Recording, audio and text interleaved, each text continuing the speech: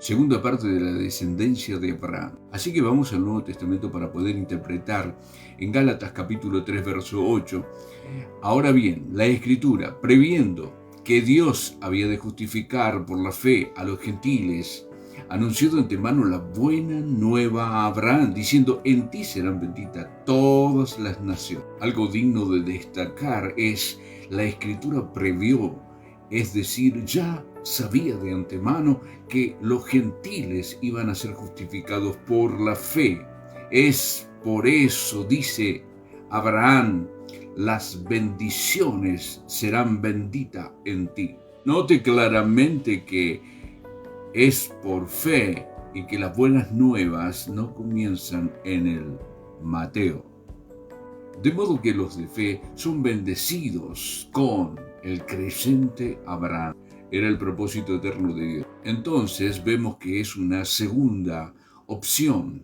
En Juan capítulo 10, verso 16 dice la Escritura: yo también, hablando Cristo, tengo otras ovejas que son de este redil. Los haré entrar y oirán mi voz, y habrá un solo rebaño y un solo pastor. Efesios capítulo 2, verso 13 y el 15 dice: ahora en Cristo nos hemos acercado y desde ambos pueblos hemos hecho uno para crear en sí mismo un solo y nuevo hombre. Quiero que mantenga en mente la palabra gentil. En 2 Corintios capítulo 5 dice que en Cristo somos una nueva creación. En Romanos capítulo 3 verso 30, Dios es uno y justificará de la misma manera, es decir, por la fe a los judíos y a los gentiles. En Efesios capítulo 2 verso 18 dice que por medio de Cristo ambos tenemos la misma puerta de acceso al Padre por el mismo Espíritu. Allí mismo, en Gálatas capítulo 3, verso 7, dice que sabed pues que los que son de fe, estos son hijos de Abraham. Me gusta esta parte porque dice que entonces podemos ver claramente que somos identificados como la simiente de Abraham, todos los que por fe han sido injertados en el olivo, que es Cristo. El olivo es Cristo. Tanto los judíos como los gentiles son descendencias de Abraham. En Génesis capítulo 18, el versículo 17, y dice el Señor: ocultaré yo a Abraham lo que voy a hacer, siendo Abraham ciertamente que llegará a ser una nación grande y poderosa, y todas las naciones de la tierra serán benditas a través de él. Ahora notemos un par de generaciones más tarde, vemos Abraham, Isaac y ahora, unos años después, Jacob. Hay un acontecimiento en un lugar llamado Peniel, donde supuestamente ve el rostro de Dios. Jacob lucha con el ángel de Dios. ¿Y qué sucedió? Le cambió el nombre de Jacob a Israel. Y en Génesis capítulo 32, versículo 18, vemos que aparece el nombre de Israel. 2483 veces aparece en el Antiguo Testamento y siempre significa lo mismo. En todas las conjugaciones, en todos los versos, siempre significa lo mismo. El que se humilla ante Dios acaba prevaleciendo ante Él. En el Nuevo Testamento 78 veces. Pero en el Nuevo Testamento le agregaron una nota extra. En lugar de en el griego, y se escribe con J y se convierte en Jezreel, que significa nombre adoptivo. Nombre adoptivo. No sé si te estás dando cuenta de lo que está sucediendo. Este nombre adoptado de Jacob significa el que se humilla, y porque se humilló llega a ser rey con Dios. Romanos capítulo 8, verso 15 dice que hemos recibido el espíritu de adopción, por el cual clamamos: Abba, Padre.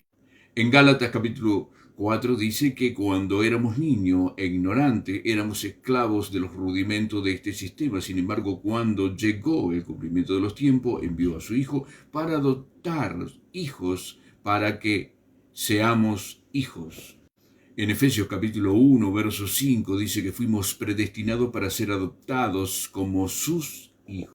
Entonces, note claramente que somos la simiente de Abraham, somos el Israel.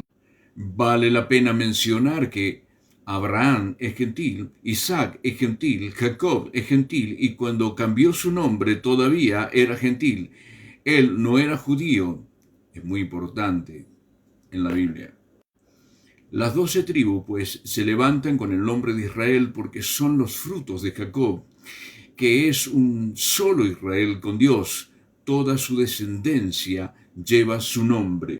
Es importante entender que es una nación es un grupo de personas identificadas por ética, por etnicidad, geografía, política o credo, creencia. Es decir, una nación es un grupo de personas que tienen la misma inclinación hacia algo, no tienen nada que ver con patria, no tienen nada que ver con la geografía. Somos una nación divina, pero vivimos en la tierra. Israel es una nación porque tiene la misma inclinación. Muy bien, todos esos montones de gentes, las 12 tribus, yo los llamo gentiles, llamamos como quiera, porque terminaron siendo esclavos en una tierra de gentiles y fueron liberados por la Pascua, por la sangre del Cordero. ¿A qué se refería Dios cuando permitió todo esto sucediera? A un puñado de gentiles salvados por la gracia. ¡Qué casualidad! ¿Una coincidencia? Israel pues está en Egipto, sale de Semana Santa, todos conocen la historia, luego viene el movimiento bautismal y la gente pasa por el Mar Rojo, es bautizada en el Mar Rojo, luego al Sinaí. Cuando llegan al Sinaí son una multitud. Éxodo 19, Dios le habla principalmente como nación porque todos tienen el mismo inclinación. Éxodo capítulo 19, versos 4 y 5, vosotros habéis visto lo que hice con los egipcios y cómo os lo llevé sobre las alas de las águilas. Ahora pues, si oyereis atentamente mi voz, guardaréis mi pacto y seréis posesión especial sobre todos los pueblos para mí y para toda la tierra. Vosotros seréis para mí un reino de sacerdotes, una nación santa. Estas son las palabras que diría a los hijos de Israel. Ahora están todos los gentiles que se llaman Israel y que por gracia son salvos del espíritu del diablo o faraón. Dios dice, si escuchas mi voz y guardas mis pactos. Hay dos requisitos. Si oyeres mi voz y guardas mi pacto, te haré especial tesoro sobre todos los pueblos y un reino de sacerdote y un pueblo santo. Hebreos capítulo 12 nos dice que le rogaron a Moisés porque no querían ir a la iglesia todos los días, solo que querían un mensaje el día domingo por la noche. Moisés, sube a tu monte, trae el mensaje el domingo. No querían escuchar la voz de Dios, por desgracia, el primer requisito se ha ido. Y luego en el capítulo 32, 33, 34 vemos a Moisés en una manifestación externa de lo que los israelitas gentiles ya habían hecho internamente, quebrantar el pacto, rompieron las tablas. Requisito número 2, rechazaron el derecho a ser un sacerdocio universal. Como consecuencia, Dios se vio obligado a introducir el sacerdocio nacional, aquel que permanecía como un ministerio culto y temporal. Luego se introduce el sacerdocio levítico. En Mateo capítulo 21, 33 al 44 vemos los labradores malvados. En Mateo capítulo 21, 43-44, el reino de Dios será quitado de vosotros y será dado a un pueblo que produzca frutos de él. En Romanos capítulo 9, verso 1 al 3, Pablo decía que quería ser anatema porque se perdían los de su sangre.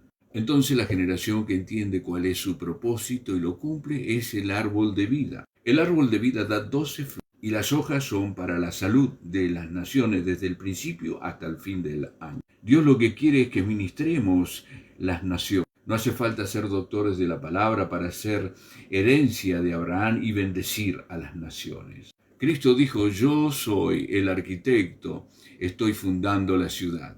Bendiciones para todos.